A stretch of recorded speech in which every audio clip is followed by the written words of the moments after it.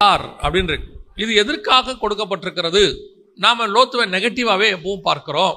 லோத்து அப்படி பண்ணாரு, சோதோமுக்கு போயிட்டாருன்னு. ஆனால் லோத்து சோதோமுக்கு போன போது என்னை பொறுத்த வரைக்கும் நான் நினைக்கிறது, ஆபிரகாமை விட்டு லோத்து பிரிந்த பின்புதான் ஆபிரகாமோடு கர்த்தர் பேசுகிறார். ரெண்டு பேருமே கானானுக்கு வந்தவங்க தான், ரெண்டு பேருமே கானானுக்குள்ள வந்தவங்க தான்.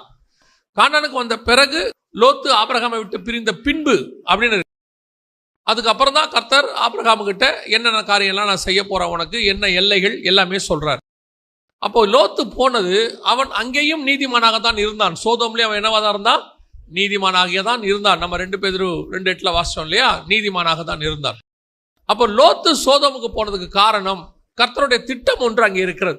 எருசலேமையும் ஆண்டவர் சோதோமுக்கு ஓமையா சொல்றார். வெளிப்படுத்தல் 11 நீங்க வாசிக்கும் போது 8வது வசனத்துல எருசலேமை குறித்து சொல்லும் பொழுது, அது ஞானார்த்தமாய் எகிப்து என்றும் சோதோம் என்றும் சொல்லப்படும், அதிலே நம்முடைய கர்த்தரும் சிலுவையில் அறையப்பட்டார் அப்படின்னு இருக்கு. அப்படின்னா இந்த சோதோமை ஒரு ஞானார்த்தமா சொல்லும் போது எருசலேமுக்கு ஈக்குவலா சொல்றாரு பாருங்க ஆண்டவர். சோதோம் தப்பான இடம் தான், திருப்பியும் சொல்றேன், கரெக்ட் நான் சொல்லல, தப்பான இடம் தான். ஆனா அங்கே ஒரு நீதிமான் இருக்கிறார். அந்த நீதிமான் இருக்கிற வரைக்கும் அந்த பட்டணம் அழிக்கப்படாது என்று வேதம் சொல்லுது. ஆபிரகாம் லோத்துக்காக ஜெபம் பண்றாரு. அவருக்கு ஒரு எண்ணம் இருக்கு. அவர் கேட்கிறாரு, 10 நீதிமான் வரைக்கும் என்ன செஞ்சிடறாரு, நிறுத்திடுறாரு.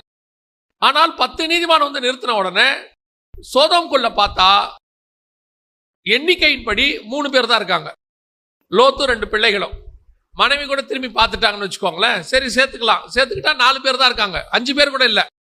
ஆனா ஆபிரகாமுடைய கணக்கு 10 நிறுத்திட்டாரு. ஆனால் கர்த்தர் ஆபிரகாமுடைய எண்ணிக்கையை பார்க்கல, ஆபிரகாமுடைய இருதயத்தை பார்க்கிறாரு. ஆபிரகாம் ஏன் இப்படி கேட்கிறான்? 50 ஆரம்பிச்சு 40 ஆரம்பிச்சு 30க்கு 20க்கு 10 நிக்கிறானே, ஏன் ஆபிரகாம் இவ்வளவு தூரம் ஜெபம் பண்றான்? இஸ்மவேலுக்காக கூட ஒரு தடவை ஜெபம் பண்ணா, சோதோமுக்கு வரும்போது 5 தடவை ஜெபம் பண்றானே, என்ன காரணமா இருக்கும் அப்படின்னு பாத்தீங்கன்னா 19ஆம் அதிகாரம் சொல்லுது. ஆதியாகமத்தின் புஸ்தகத்துல 29வது வசனத்தை வாசிங்க பார்ப்போம். தேவன் அந்த சமபூமியின் பட்டணங்களை அழிக்கும் போது தேவன் ஆபிரகாமை நினைத்து, அழிக்கும் போது யாரை நினைக்கிறாரு? ஆபிரகாம். லோத்தை நினைக்கல. அழிக்கும் போது யாரை நினைக்கிறாரு? ஆபிரகாமை நினைக்கிறாரு. ஆபிரகாம் பண்றது விண்ணப்பம் என்ன அப்படின்னு கேட்டா, அங்க அவர் 10 பேர் இருந்தா அழிக்க மாட்டாருன்னு இவர் ஒரு கணக்கு வச்சுக்கிட்டாரு. ஆனா கர்த்தர் அவன் ஜெபம் பண்ற நோக்கத்தை பாக்குறாரு. இவன் 10 எதுக்கு கேட்கறான், எதுக்கு 20 கேட்கறான் அப்படின்னா, அங்கே அவனை பொறுத்த வரைக்கும் அங்கே லோத்து இருக்கிறான். லோத்து பாதுகாக்கப்பட வேண்டும். லோத்து அங்கே அழிவுல சிக்கிக் கொள்ள கூடாது. அப்போ அழிக்கும் போது கர்த்தர் என்ன செய்யறாரு? லோத்தின் மேல ஒரு கிருபை, இந்த விஷயத்தில் நான் உனக்கு தயவு பாராட்டினேன் அப்படின்னு இருக்கு. அப்ப இந்த லோத்தினுடைய அந்த நாள் அழியிற அன்னைக்கு சோதோமை விட்டு புறப்படுகிற போது லோத்துக்கிட்ட இருந்த பிரச்சனை என்ன, கர்த்தர் எப்படி ரட்சித்தார் அப்படின்னு தான் நம்ம பார்க்க போறோம். எதுக்காக அப்படின்னு கேட்டா, நீங்களும் நானும் அதே நிலைமையில் தான் இருக்கிறோம். இப்ப இந்த பூமி சோதோமை போலதான் இருக்கு. அன்னைக்கு சோதோம்ல லிட்டரலா ஓரின சேர்க்கை இருந்துச்சு. இப்ப உலகம் முழுக்க சட்டமா மாறிடுச்சு.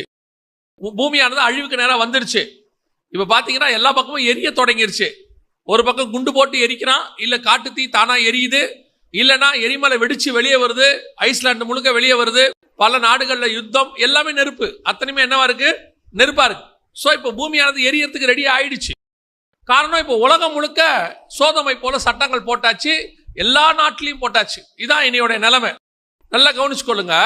அப்படி இருக்கும் பொழுது இந்த சோதோம் அதுலதான் நாம் இருக்கிறோம். அப்படி ஒரு நிலைமையில் தான் நாம் இருக்கிறோம். அப்படி இருக்கும் பொழுது நாம் இதிலிருந்து புறப்படுகிற நாள் ஒன்று வரும். சோதோமை விட்டு புறப்படுகிற நாள் ஒன்று வரும். அப்படி புறப்படுகிற நாள் வரும்போது நாம் செய்ய வேண்டியது என்ன? இன்னைக்கு நாம எல்லாரும் கிறிஸ்துவை சந்திக்க ரெடியா இருக்கிறோம். கிறிஸ்துவை சந்திக்கணும்னு ஆயத்தப்படணும். இப்ப கேட்கிறோம், இயேசு வரார் எல்லாமே கேட்கிறோம், எல்லாமே உண்மைதான். ஆனால் ஆயத்தப்பட்டிருக்கிறோமா? கிறிஸ்துவை சந்திப்பதற்கு, நாம் ரட்சிக்கப்படுவதற்கு ரெடியாக இருக்கிறோமா? இங்கே லோத்துவுக்கும் தேவனுக்கும் நடக்கிற கான்வர்சேஷன் ரொம்ப இம்பார்ட்டன்ட். அங்க தூதர்கள் வந்தார் இருக்கு, ஆனா வசனம் சொல்லுது அவர் அவனோடு கூட பேசினார் அப்படின்னு இருக்கு. சோ அந்த இடத்துல தேவனுக்கும் லோத்துவுக்குமான கான்வர்சேஷன், அதை பத்தி தான் அங்கே சொல்லப்பட்டிருக்கிறது. கவனியுங்கள். அப்ப இந்த புறப்பட்ட நாள்ல நடந்த சம்பவத்துல கர்த்தர் மிக முக்கியமாக ஒரு காரியத்தை லோத்துவை பார்த்து சொல்றாரு. என்ன சொல்றாரு? 17வது வசனம் வாசிங்க. அவர்களை வெளியே கொண்டு போய் விட்ட பின்பு அவர், உன் ஜீவன் தப்ப ஓடிப்போ, பின்னிட்டு பாராதே, இந்த சமபூமியில் எங்கும் நில்லாதே, நீ அழியாத படிக்கு மலைக்கு ஓடிப்போ என்றார். இதுதான் டெஸ்டினேஷன். இங்கிருந்து புறப்படுகிறவங்களுக்கு அதுதான் டெஸ்டினேஷன். என்ன டெஸ்டினேஷன் அப்படின்னு கேட்டீங்கன்னு சொன்னா, மலைகளுக்கு ஓடிப்போ. அப்ப கர்த்தர் நமக்கு வச்சிருக்கிறதான முடிவு என்ன அப்படின்னு கேட்டீங்கன்னா, மலைக்கு ஓடி போகுதல். கர்த்தர் நம்ம ஓட சொல்லும் போது எங்க போறாரு? மலைக்கு. இப்போ நாம எல்லாரும் தெரியும் எதுக்கு காத்திருக்கிறோம்னா, சீயோன் மலைக்கு போவதுக்கு காத்திருக்கிறோம், பரலோகத்துக்கு காத்திருக்கிறோம். அப்படி ஓட சொல்லும் போது கர்த்தர் நமக்கு கொடுக்கிறதான அந்த மலைக்கு தான் ஓடி போக வேண்டும். அதான் நம்ம டெஸ்டினேஷனா இருக்கணும். ஆனா இங்க என்ன நடக்குது? 18வது வசனத்தை வாசிங்க. 18. அதற்கு லோத்து, அப்படி அல்ல ஆண்டவரே, அப்படி அல்ல ஆண்டவரே, உமது கண்களில் உமது அடியேனுக்கு கிருபை கிடைத்ததே. என் பிராணனை காக்க தேவரீர் எனக்கு செய்த கிருபையை பெரிதாக விளங்க பண்ணினீர். மலைக்கு ஓடி போக என்னால் முடியாது, தீங்கு என்னை தொடரும், நான் மரித்து போவேன். நல்லா கவனிங்க. இப்ப அவன் சொல்ற வார்த்தை என்ன? என்னால் மலைக்கு ஓடி போக முடியாது, தீங்கு என்னை தொடரும், நான் என்ன செய்வேன்? மரித்து போவேன். இப்ப யோசிச்சு பாருங்க, கர்த்தர் ஒரு இடத்துக்கு போக சொல்றாரு, அவர் போக சொல்ற இடத்துல தீங்கு வருமா? கர்த்தர் ஒரு இடத்துக்கு போக சொல்றாரு, அந்த இடத்துல மரணம் வருமா? இதான் கேள்வி. லோத்து கர்த்தரை பார்த்து சொல்ற வார்த்தை, தீங்கு என்னை தொடரும், நான் மரித்து போவேன் அப்படிங்கிறான். அப்படின்னா என்ன அர்த்தம்? கர்த்தர் சொல்றாரு ஜீவன் தப்ப ஓடிப்போ. அவர் சொல்ற வார்த்தை என்னன்னா, அந்த 17வது வசனத்துல ஆண்டவர் சொல்றாரு. 17 வாசிங்க. அவர்களை வெளியே கொண்டு போய் விட்ட பின்பு அவர் உன் ஜீவன் தப்ப ஓடிப்போ. இப்ப ஆண்டவர் சொல்றாரு, இங்க இருந்தா நீ செத்து போயிடுவ, இங்க இருந்தா நீ செத்து போயிடுவ, நீ மலைக்கு போயிடு அப்படின்னு சொல்றாரு. இவன் சொல்றான், இல்ல ஆண்டவரே, தீங்கு என்னை தொடரும், நான் என்ன செய்யறேன்? மலைக்கு ஓடி போக மாட்டேன், நான் மரித்து போவேன். இதுதான் இன்னைக்கு நம்மகிட்ட இருக்கிற மிகப்பெரிய பிரச்சனை. கர்த்தர் ஒரு விஷயத்தை சொல்லும் போது, அப்படி அல்ல ஆண்டவரே, இல்ல ஆண்டவரே என்னால முடியாது, இல்ல ஆண்டவரே என்னால செய்ய முடியாது, இல்ல என்னால வாய்ப்பு இல்ல, இல்ல இதை என்னால பண்ண முடியாது, இப்படி கர்த்தர்கிட்ட நாம எப்பவுமே ஒரு அகைன்ஸ்டா, ஒரு ரிப்பீட்டா, ஒரு நெகட்டிவா கர்த்தர் சொல்ற வார்த்தைக்கு யோசிச்சு பாருங்க. பைபிள்ல எத்தனையோ ராஜாக்கள் இருக்கிறாங்க. அது பார்வோன்ல எடுத்துக்கோங்க. நீங்க எப்பேற்பட்ட ராஜாவா இருக்கட்டும், அகஸ்வேரு ராஜாவா இருக்கட்டும், பிலாத்து வரைக்கும் பாருங்க.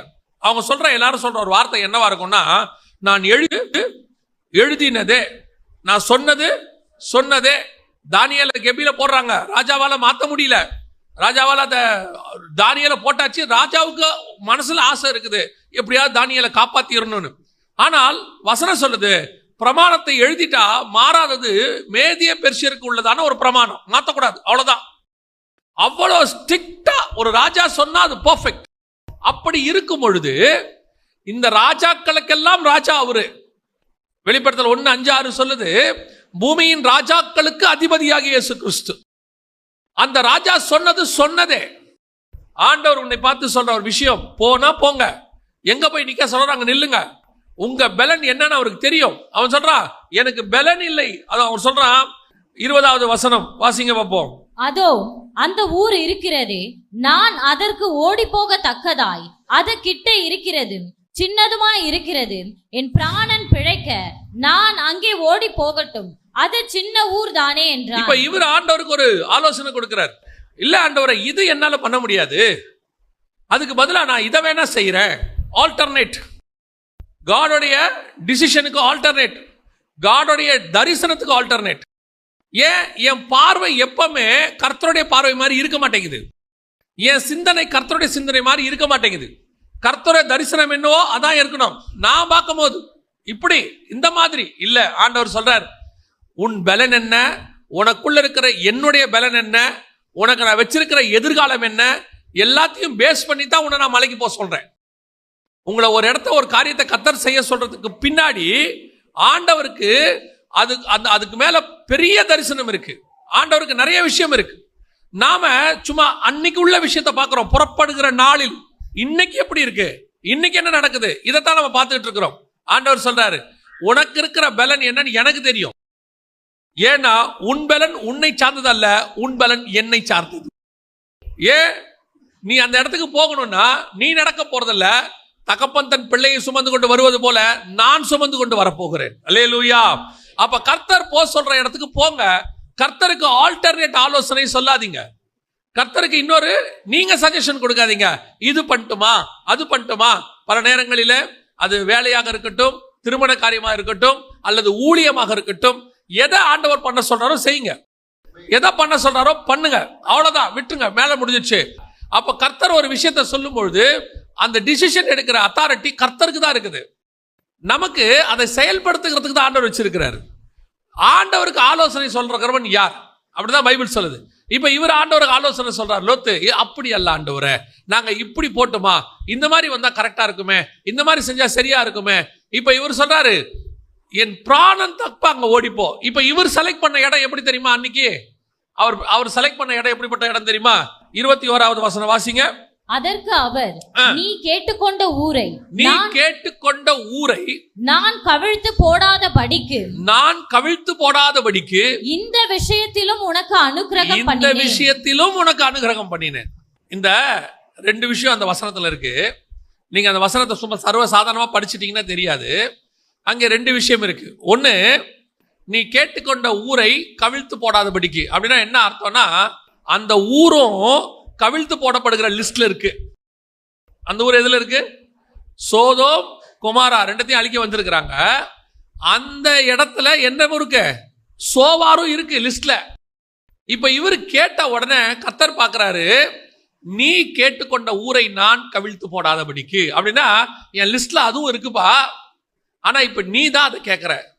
இந்த விஷயத்திலும் அப்படின்னா என்ன அர்த்தம்? ஏற்கனவே சோதோம்ல நான் உன்னை அழிச்சிருக்கணும்.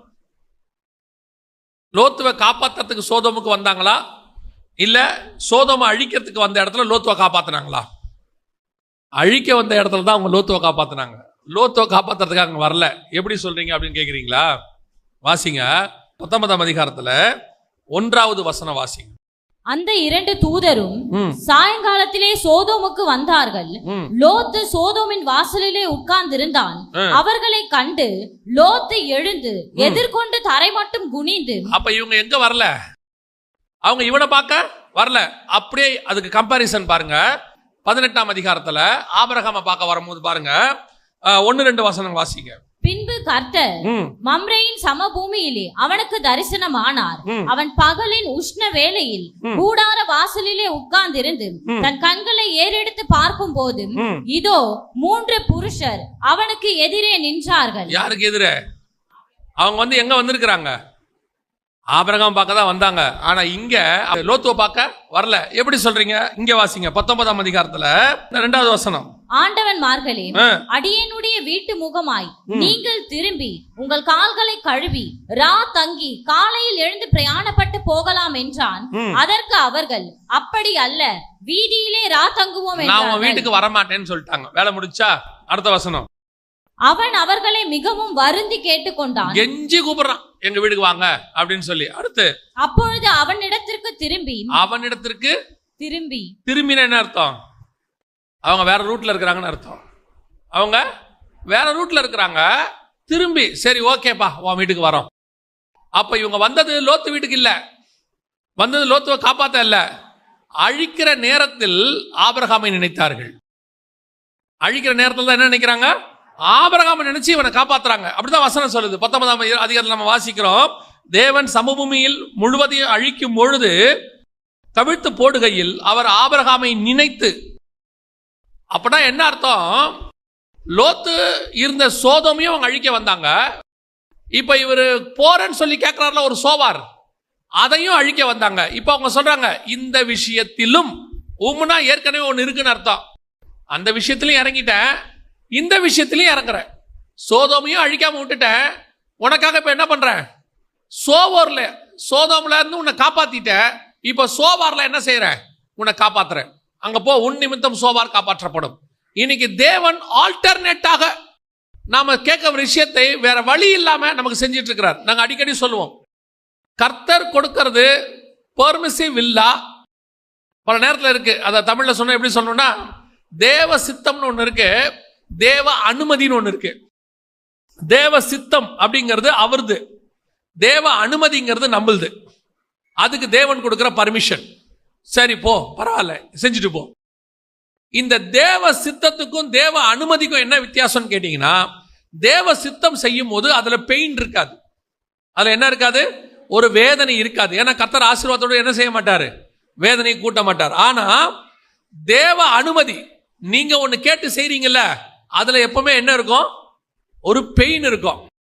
கர்த்தர் சில காரியத்தை உங்களுக்கு வேணான்னு சொன்னா விட்டுருங்க. சமபூமியில நில்லாதேன்னா அவன் சொல்றான், அது சின்ன ஊர் தானே, நான் அங்க போய் இருந்துக்கிறேன். ஆண்டவர் இந்த மலைக்கு போற தூரத்துல அந்த நாளில மலைக்கு போக சொல்றாரு. அதுல நடுவுல எங்கேயுமே உங்களுக்கு டைவர்ட்டே கிடையாது. நேரா மலைக்கு போயிடணும். நேரா பரலோகத்துக்கு போதா கர்த்தர் அழைச்சிருக்கிறாரு. இங்க நிறைய டைவர்ஷன் இருக்குது. உங்களை சோவார் கூப்பிடுது. சின்ன ஊர் தான், பக்கத்துல இருக்கு, நம்ம பெலனுக்கு ஏத்த மாதிரி இருக்கு, நம்ம இஷ்டப்படி செய்யலாம். ஆண்டவர் சொல்றாரு, இல்ல வேணாம், நல்லதுக்கு இல்ல. இந்த சோதோம் எப்படியோ அங்கே சோவார்ல வேற பாவம் இருக்கு, அதையும் நான் அழிக்க தான் வந்திருக்கிற. இப்ப நீ கேட்டன்றதுனால அதை அழிக்காம இருக்க. ஒரு நாள் வருது, சோதோமுடைய பிரச்சனை தெரிகிறது. லோத்து என்ன செய்யறான் பாருங்க, வாசிங்க 19ஆம் அதிகாரம் 30வது வசனம். பின்பு லோத்து சோவாரிலே குடியிருக்க பயந்து சோவாரை விட்டு போய் அவனும் அவனோடு கூட அவனுடைய 2 குமாரத்திகளும் மலையிலே வாசம் பண்ணினார்கள். எங்க இவர் எங்க போக சொன்னார்? ஃபர்ஸ்ட் இவர் தானே சொன்னார் போக முடியாதுன்னு, பலன் இல்லைன்னாரு. இப்ப இவருக்கு மலைக்கு போறதுக்கு பலன் இருக்கா இல்லையா? இருக்கு. இதைத்தான் கர்த்தர் உங்களுக்கும் எனக்கும் சொல்லுகிறார்.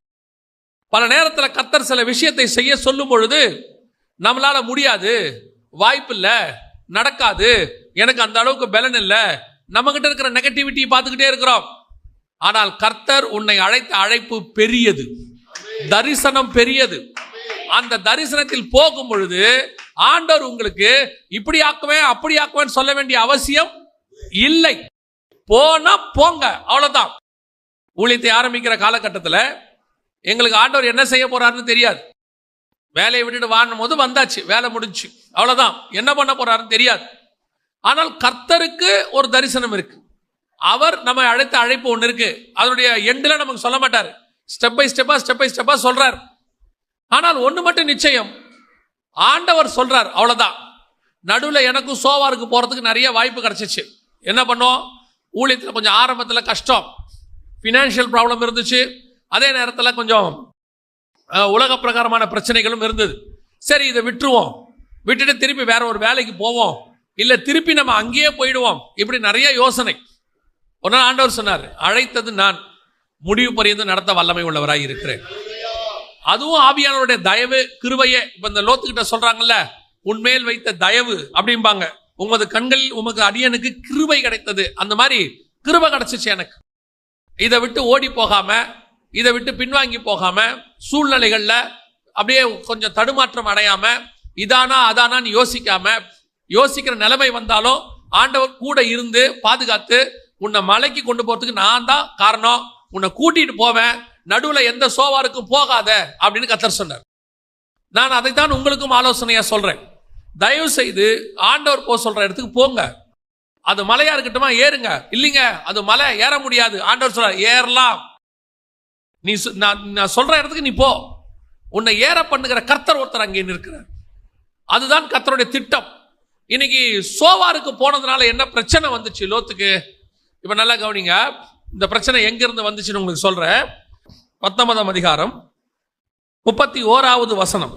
அப்பொழுது மூத்தவள் இளையவளை பார்த்து, நம்முடைய தகப்பன் முதிர் வயதானார், பூமி எங்கும் நடக்கிற முறைமையின் படியே நம்மோட சேர பூமியிலே ஒரு புருஷனும் இல்லை. அப்பாவுக்கு நம்மளால கல்யாணம் பண்ணி வைக்க முடியாது.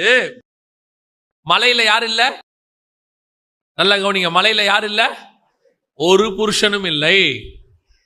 மலையில என்ன இல்ல? ஒரு புருஷனும் இல்லை. நாம இங்க இருக்கிறது வேஸ்ட், இங்க இருந்தா நமக்கு சந்ததி விளங்காது. இப்ப இவங்க யார் சொல்லி வந்திருக்கிறாங்க? யார் சொல்லி வந்திருக்கிறாங்க? கர்த்தர் சொல்லி வந்திருக்கிறாங்க. கர்த்தர் தானே மலைக்கு போக சொன்னாரு. மலைக்கு போக சொல்லும் போது லோத்து மலைக்கு வந்துட்டார். ஆனா இங்க வந்து சொல்ற வார்த்தை என்ன தெரியுமா? இங்கே ஒன்றும் இல்லை, இந்த இடத்துல எதுவுமே இல்லை, நமக்கு ஃபியூச்சர் இல்லை. ஊழியத்துக்கோ அல்லது ஆவிக்குரிய வாழ்க்கைக்கோ வரும்பொழுது எல்லாவற்றையும் விட்டு கர்த்தர் சொல்றபடி வர்றவங்க தான், ஆண்டவரை ஏற்றுக்கொள்ளுகிறவங்க தான். ஆனா ஏற்றுக்கொண்டு வரும்போது இருக்கிற அந்த விசுவாசம், ஃபெய்த், அதுக்கப்புறம் இருக்குதா அப்படின்னு கேட்டீங்கன்னா அவங்க சொல்ற வார்த்தை என்னன்னா, இங்க ஒண்ணும் இல்லைங்க, இங்க ஃபியூச்சரே இல்லை, என்ன பண்ண போறோம்னு தெரியல. நிறைய பேருக்கு இந்த இயேசு கிறிஸ்துவோடைய நம்மளை அழைக்கிற அழைப்பினுடைய ஃபியூச்சரை பத்த பயம் இருக்கு. இங்க எதுவுமே இல்லை, இந்த மாதிரி நடக்கிறதுக்கு வாய்ப்பே இல்லை, மலைக்கு வந்துட்டோம், இங்க நமக்கு அவ்வளவுதான் அப்படின்னு நான் சொல்றேன். ஃபியூச்சரையே ஜெயிச்சவர் ஒருத்தர் நம்ம கூட இருக்கிறார். ஃபியூச்சரையே ஜெயிச்சவர் அவரு. ஃபியூச்சர் கொடுக்கிறவர் இல்ல, ஃபியூச்சரை ஜெயிச்சவர். அவர் பார்வையில எல்லாத்தையும் வெற்றி சிறந்து முடிச்சு பிதாவின் வலது பார்சத்துல போய் உட்கார்ந்துட்டார். அவ்வளவுதான், வேலை முடிஞ்சு. அந்த தேவன் நம்மோடு கூட இருக்கும்போது நமக்கு என்ன பயம்? நான் இந்த வசனத்தை வாசிக்கும் போது ஆவியானவர் எனக்கு உணர்த்தினது, இந்த 2 பெண் பிள்ளைகள் சொன்னாங்களாம், நமக்கு சேர பண்ணுகிற ஒரு புருஷனும் இல்லை. எப்படி இருக்குது? ஆளுக்கு ஒரு புருஷன் இல்லைன்னு சொல்லல. அவங்க என்ன சொன்னாங்க? ஒரே ஒரு ஆண், ஒரு புருஷனும் இல்லை. இதை வாசிக்கும் போது ஆவியானவர் எனக்கு உணர்த்தினது என்னன்னா, இவர்கள் அந்த மலையிலேயே தங்கி இருக்க வேண்டும். ஒரு நாள் வரும், மலையிலே மரித்து மலையிலே உயிர்த்து மலையிலேயே இறங்கி வரப்போகிற மணவாளன் ஒருத்தர் அந்த மலைக்கு வருவாரு. அவர் வருகிற வரைக்கும் நீங்களும் நானும் அங்கே தான் இருக்க வேண்டும். எப்படி மலையில மணவாளன் இல்லாம போவாரு? சியோன் மலையிலே அங்க ஒரு மணவாளன் உட்கார்ந்து இருக்கிறார். நம்முடைய பார்வை அந்த மணவாளனை பார்க்கறது இல்ல, மாம்ச பிரகாரமான மணவாளனை தேடுது. நான் சொல்றது ஆவிக்குரிய விதத்துல. உலக பிரகாரமாக எனக்கு அது இல்ல இது இல்ல. இதை வாசிக்கும் போது ஆண்டவர் சொன்னாரு, யார் சொன்னா மலையிலே புருஷன் இல்லை என்று? நான் மலையின் தேவன் என்று அவர்கள் சொல்லுகிறார்கள். அவர்கள் தேவன் மலை தேவன் என்று சொல்றான். யாருக்கா? பள்ளத்தாக்கில் இருக்கிறவன். அப்படின்னா நம்முடைய தேவன் நமக்கு எல்லா இடங்களிலும் இருக்கிறவராய் இருக்கிறார். நீ நெகட்டிவா சொல்லாதீங்க, இல்ல ஃபியூச்சர் இல்ல, அது ஆவாது இது ஆவாது, கன்ஃபார்மா சொல்லாதீங்க. உங்க கண்கள் அதை பார்க்கல, அவ்வளவுதான். உங்கள் காதுகள் அதை கேட்கல, அவ்வளவுதான். ஆனால் உங்களுக்கு இன்னும் நியமித்தவைகளை ஆவியானவர் நமக்கு உணர்த்தி கொண்டே இருப்பார். வசனம் அப்படிதான் சொல்லுது. கர்த்தர் நமக்கு நியமித்தவை நம் கண்கள் காணவும் இல்லை, நம்முடைய காதுகள் கேட்கவும் இல்லை. ஆனால் ஆவியானவர் நமக்கு அதை உணர்த்துகிறார். இன்னைக்கு மலைக்கு ஓடி போக சொன்னா போங்க, எனக்கு அங்க போனா செத்து போவேன், மரித்து போவேன். முதல்ல. 2வது, எனக்கு அங்க போறதுக்கு பலன் இல்லை. 3வது, அங்க போனா எனக்கு ஃபியூச்சர் இல்லை. ஆண்டவர் சொல்றாரு, நான் ஜீவன் தப்ப உன்னை போ சொல்லியிருக்கிறேன். அங்கே உனக்கு மரணம் வராது. அங்கே போகிறதுக்கான பலனை நான் கொடுத்திருக்கிறேன். அங்கே போனினா உனக்கு தேவையான ஃபியூச்சரை நான் வைத்திருக்கிறேன். அல்லேலூயா. இது கர்த்தர் நமக்கு வாக்குத்தத்தம் பண்ணுகிறது. கர்த்தர் ஓடி போக சொல்றதுக்கு என்ன செய்யணும்? ஓடி போகணும். அதான் தேவனுடைய திட்டம்.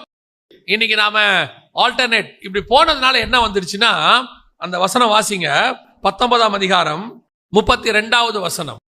நம்முடைய தகப்பனால் சந்ததி உண்டாகும் படிக்கு அவருக்கு மதுவை குடிக்க கொடுத்து அவரோட சயனிப்பும் வா என்றால். இது சோதோம்ல இருந்த பாவம் இல்ல, இது சோவார்ல இருந்த பாவம். சோதோம்ல இருந்த பாவம் என்னன்னு கேட்டீங்கன்னா, ஹோமோசெக்சுவல், ஆணுக்கு ஆண்.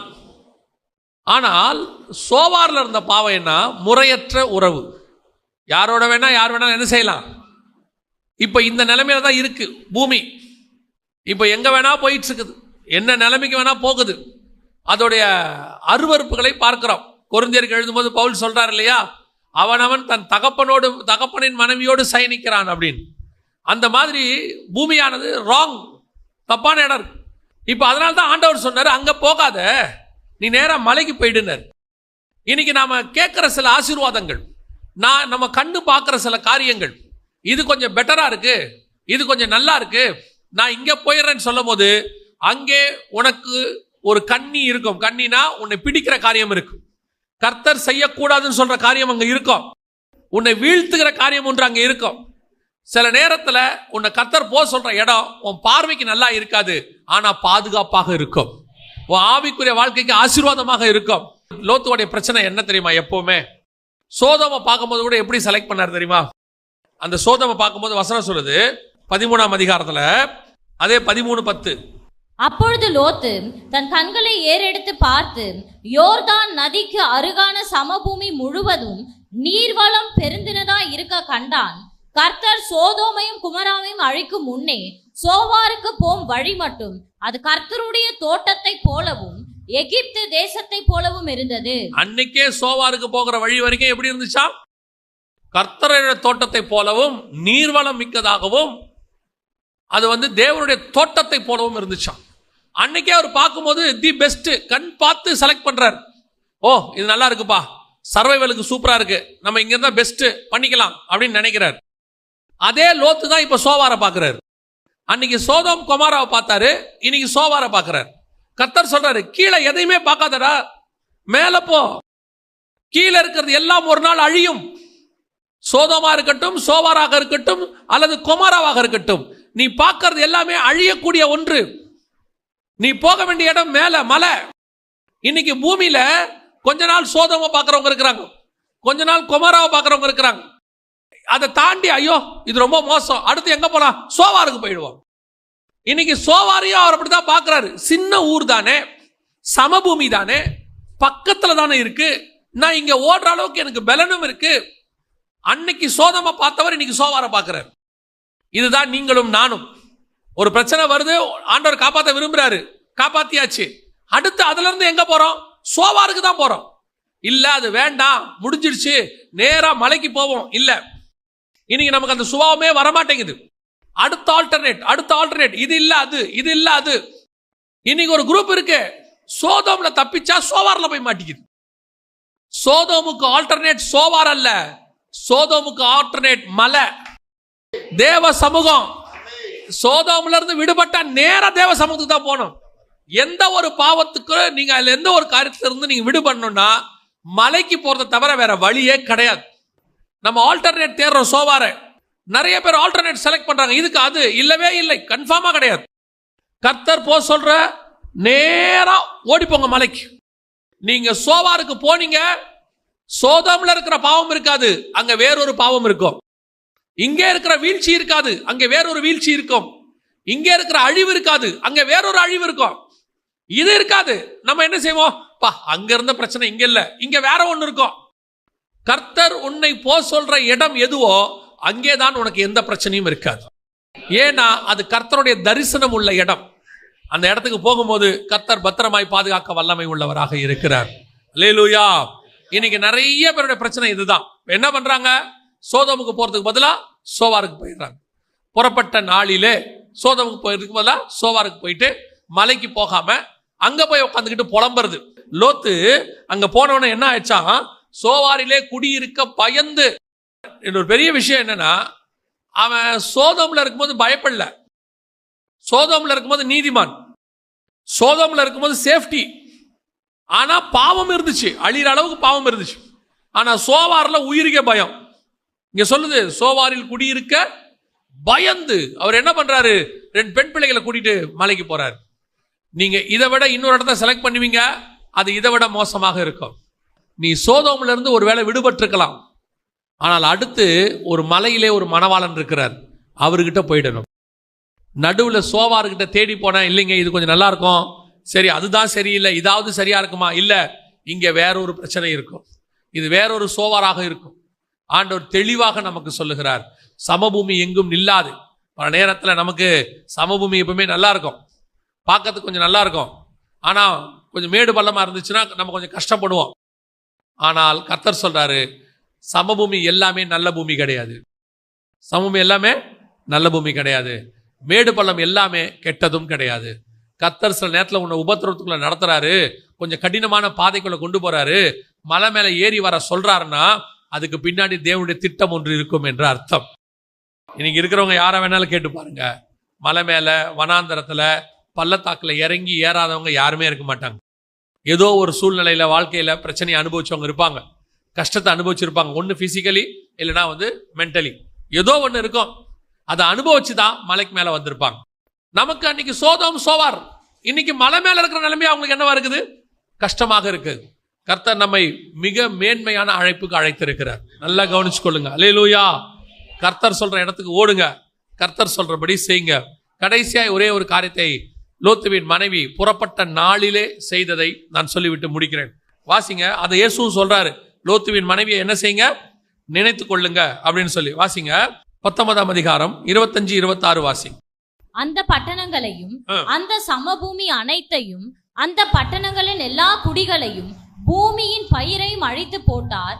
அவன் மனைவியோ பின்னிட்டு பார்த்து உப்பு தூணானாள். எல்லாம் கவனிங்க, இது நடந்தது எப்படி, சமபூமி முழுக்க என்னவாயிடுச்சு, அழிச்சு போட்டாச்சு. இப்ப இவர் கேட்டது என்ன, சோவாருக்கு போறேன். அதான் அவர் சொல்றாரு, சமபூமி எங்கும் என்ன செய்யாத, நிக்காத, சமபூமியில நின்னா அழிவு வரும், அங்கேயும் அழிவு வருது, பின்னாடியே வந்துகிட்டு இருக்கு அப்படின்னு சொல்றாரு. இப்ப லோத்துவின் மனைவி என்ன செய்யறாங்க, நம்ம எல்லாருக்கும் தெரிஞ்ச சம்பவம் தான்.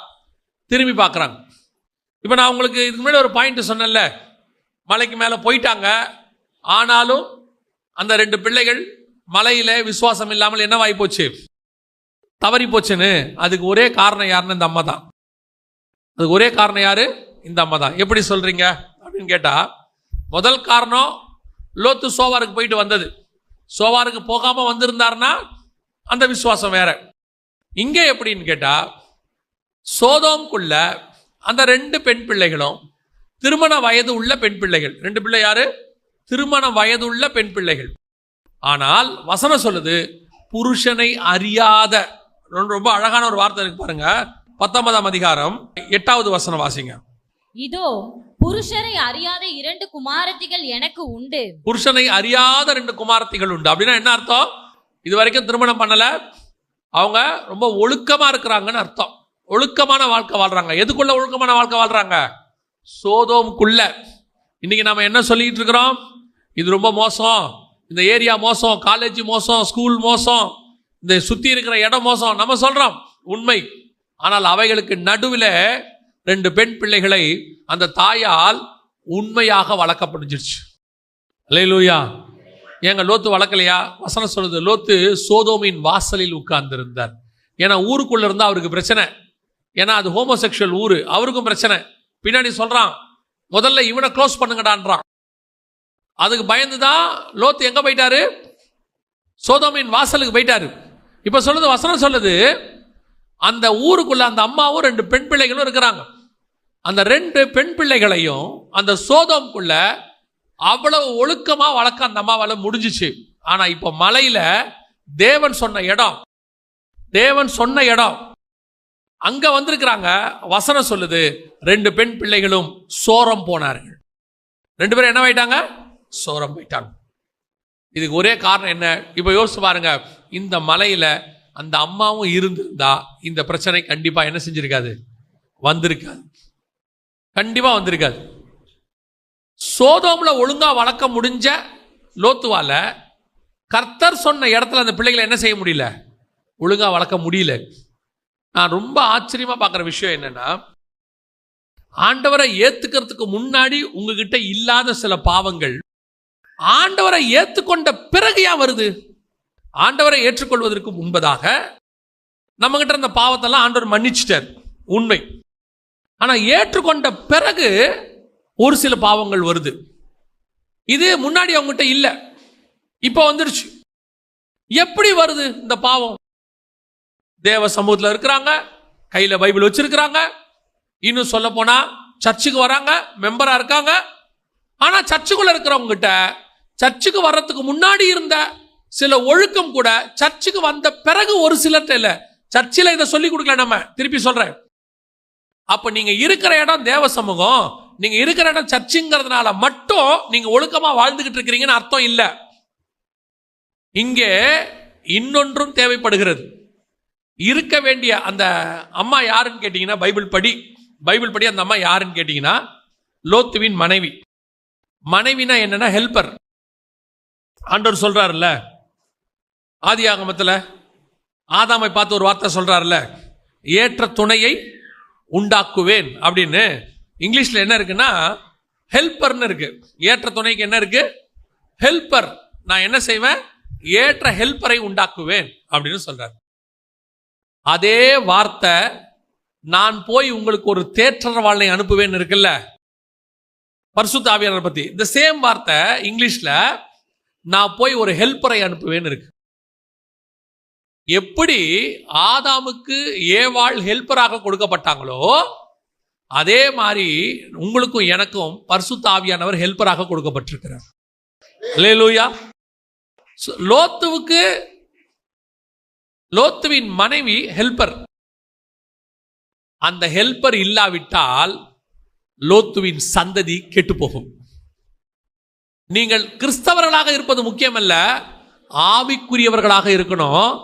ஆவியானவராலே நடத்தப்படணும். ஆவியானவராலே நடத்தப்பட்டாதான் இந்த பாவங்களை உங்களால் ஜெயிக்க முடியும். அங்கே லோத்துவின் மனைவி மிஸ்ஸிங், இங்கே ஆவியின் நடத்துதல் மிஸ்ஸிங். ஆவியானவர் இருக்கிறாரா அப்படின்னா நீங்க உடனே ஏன் இல்ல, நாங்க தான் அந்நிய பாஷை பேசுறோமே, கை தட்டுறோமே, அந்நிய பாஷை பேசுகிறதுனால, கை தட்டுகிறதுனால மட்டும் ஆவியானவர் உங்களுக்குள்ளே இருக்கிறார் என்று அர்த்தம் அல்ல. அவர் தங்கி வாசம் பண்ணணும். ஆவியானவர் உங்க மேல 2 விதமா இருப்பார். அந்த பேழையிலிருந்து புறாவை வெளியே விடுறாரு. யாரு? நோவா. விட்ட உடனே அந்த புறாவை பத்தி ஒரு வார்த்தை இருக்கு, பர்டிகுலரா ஒரு வார்த்தை இருக்கு.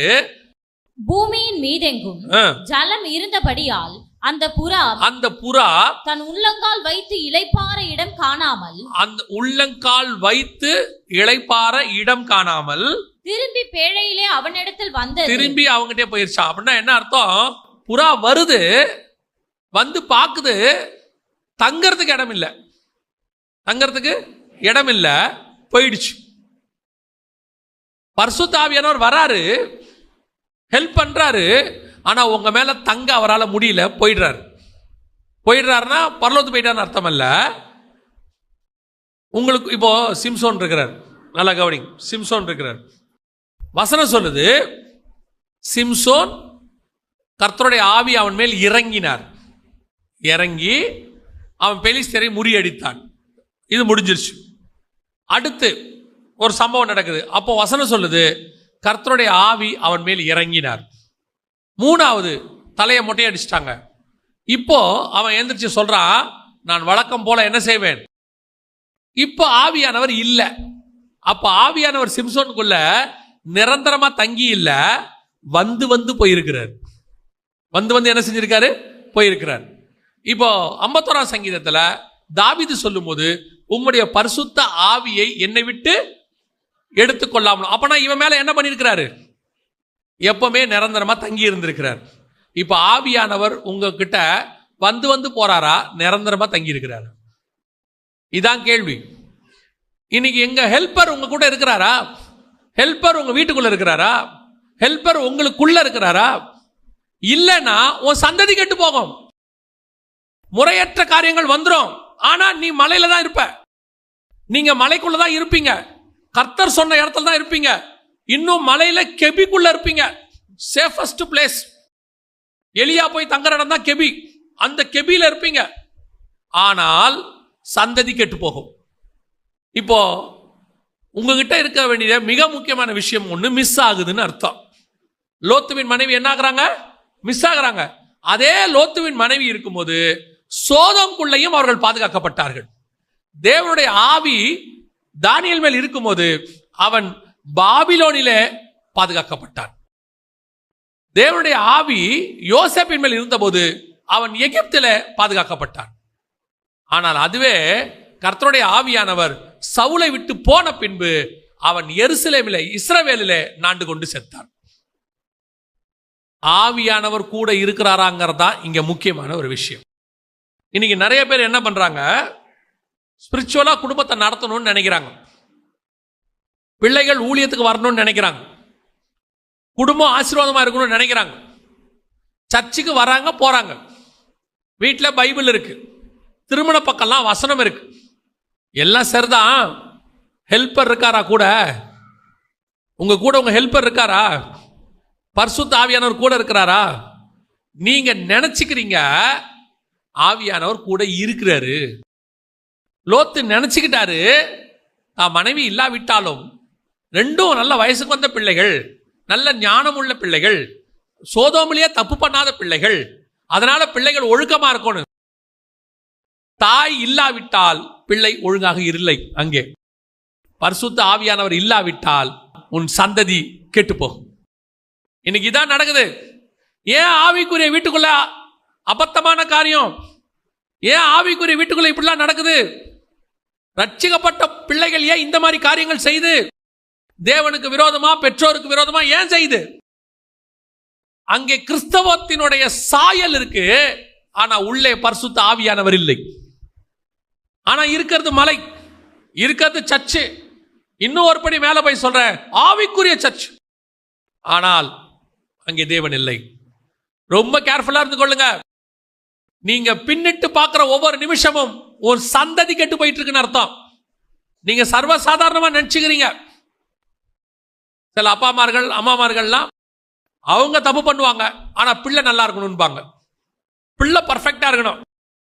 அப்பா கெட்ட வார்த்தை பேசுவாரு, ஆனா பையன் கெட்ட வார்த்தை பேசக்கூடாது. அம்மா கோவப்படுவாங்க, ஆனா பிள்ளைங்க கோவப்படக்கூடாது சொல்லுவாங்க. அப்ப நான் கோவப்படலாம், அதுக்குன்னு பிள்ளைங்களும் படுவாங்களா? நீங்க உங்க பிள்ளைகளுக்கு ரோல் மாடல். உங்களை பாரிதான் உங்க பிள்ளை வளரும். ஒரு நாள் உங்களை மாதிரியே போய் வெளியே பேசும். அதுக்கு பிறகு அது பழகிருச்சுன்னா வெளியே பேசுற மாதிரியே வீட்லையும் பேசும். இங்க என்ன நடந்துட்டு இருக்குது?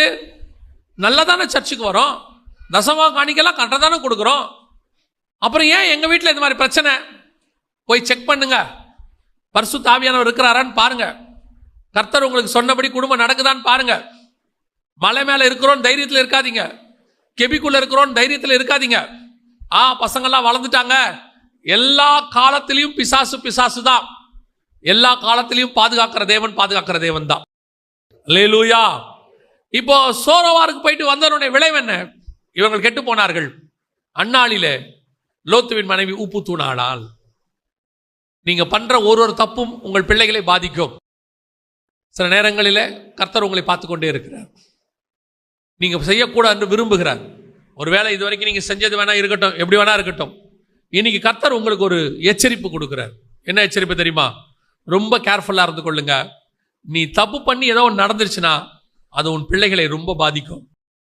உன் பிள்ளைகளை ரொம்ப ரொம்ப பாதிக்கும். கர்த்தர் ஒரு குழந்தைய உனக்கு கொடுத்தது எதுக்கு தெரியுமா? அதுக்கு ரோல் மாடலா இருந்து அந்த பிள்ளைய வளர்த்தி கர்த்தர் கையில் கொடுப்பதுக்கு. உன் இஷ்டப்படி வாழ்க்கை அமைச்சு கொள்றதுக்கு இல்லை. கல்யாணத்துக்கு முன்னாடி யோசிக்கிறதுக்கு 1000 தடவை கர்த்தர் பர்மிஷன் கொடுக்கிறார். முடிஞ்சாச்சா ஒரு தடவை கூட யோசிக்க கூடாது. அதுக்கப்புறம் நீ எப்படி இருந்தாலும் வாழ்ந்துதான் ஆகணும். அது வேற வழியே கிடையாது. அதுதான் அதுக்கப்புறம் உனக்கு வச்ச ஆண்டவர் வச்ச டெஸ்ட்னு வச்சுக்கணும், இருக்கணும். இன்னைக்கு மலை மேல் கெட்டு போகிற குடும்பம் ஒன்று இருக்கிறது. கர்த்தர் சொல்லுகிற இடத்தில் கெட்டு போகிற குடும்பம். ஓகே வேண்டாம், இதுக்கு சில தாய் தகப்பன் வேற, பரவாயில்ல விடு பார்த்துக்கலாம், நான் இருக்கிறேன், அப்பா இருக்கிறேன், அம்மா இருக்கிறேன், யார் வேணா இருக்கட்டும், கர்த்தர் இருக்கிறாரா? கர்த்தர் கூட இருக்கிறாரா? நான் இப்போ சொல்றேன், சில எக்ஸம்ஷன் கேசஸ் இருக்கு, ஒன்றும் செய்ய முடியாது, அது வேற. ஆனால் பிப்ளிக்கலாக நீங்கள் செய்கிற தப்பு உங்கள் பிள்ளையை பாதிக்கும். உங்கள் பிள்ளை ஒன்று இந்த டிப்ரெஷன் ஸ்ட்ரெஸ்ல வேற மாதிரி ஆகும், இல்ல உன் பிள்ளை அரகண்டா மாறும், இல்ல உன் பிள்ளை உன்னை மதிக்காமல் போகும், உன் பிள்ளை கெட்டு போகும். இதான் இன்னைக்கு நடந்துகிட்டு இருக்குது பல இடத்துல. ரொம்ப கேர்ஃபுல்லாக இருந்து கொள்ளுங்க. கர்த்தர் போ சொல்ற இடத்துக்கு நேரா போயிடுங்க. ஒன்று சோவாருக்குள்ள போகாதீங்க, அவிசுவாசமா பேசாதீங்க, பின்னிட்டு பார்க்காதீங்க. பார்த்தீங்கன்னா கண்டிப்பா அது மழையாய் இருந்தாலும் ஏதாவது ஒரு பிரச்சனை கண்டிப்பாய் வரும். கர்த்தர் சொல்லுகிற இடத்துல இருந்தாலும் பிரச்சனை கண்டிப்பாக வரும். ஆண்டவர் உங்களை அனுப்புறதுக்கு முன்னாடி உங்களுக்காக அதை 1000 தடவை யோசிச்சு தான் ரெடி பண்ணியிருப்பார். உங்களை அனுப்புறதுக்கு முன்னாடி கர்த்தர் என்ன பண்ணியிருப்பாரு? யோசிச்சு தான் உங்களை அனுப்புவார். அனுப்பிட்டு யோசிக்கிற ஆண்டவரே கிடையாது.